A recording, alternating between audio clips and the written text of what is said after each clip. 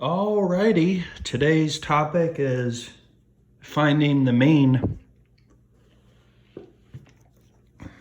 Enjoying a little sourdough cup of joe right here. So listen, the mean and I got in a big fight the other day. And it was actually all the mean's fault. And the mean said to me, Sam, or Mr. Simons, I'm sorry I was so mean. I didn't mean it. You're welcome. I'll be here all day. And then if I'm not here, come find me on the river. Okay, so when you're asked to find the mean, that's the average. Okay, an average of a set of data. So step one is you add all the data. And step two, you divide by the total data points. So let's say you took 5 tests in math class. You made a 70, you made an 85, you made an 82, you made a 90, and then you just decided, I'm not going to be paying attention, and you made a 44 on one of the tests. You learned your lesson, your parents are upset, and you're not going to make that 44 anymore. Okay, we've all had that story in school.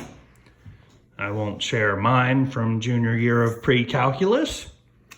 So, what I'm going to do is I'm going to go ahead and add up my 5 test data points here.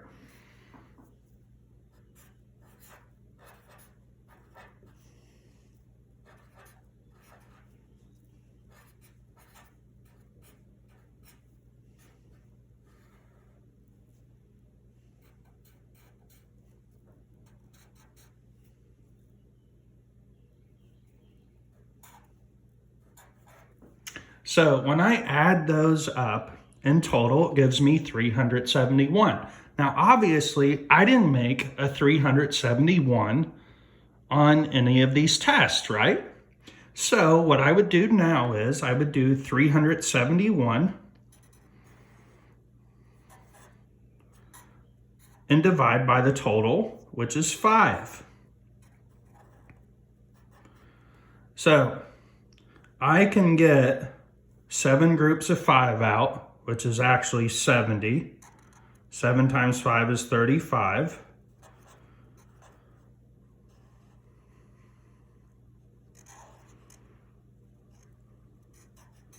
I can get 4 groups of 5 out, so I put the 4 here.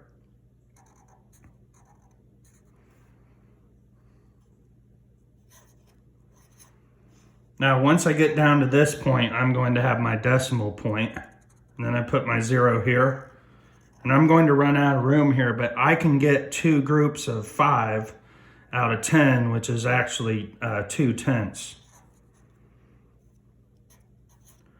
So your average, let's say you had this in a class, your average is 74 and 2/10, 74.2. And it would show up on a report card as a 74, okay?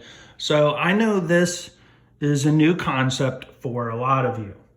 So what I'm going to do is I'm going to give you 5 problems that I want you to practice and try to find the mean, which is the average.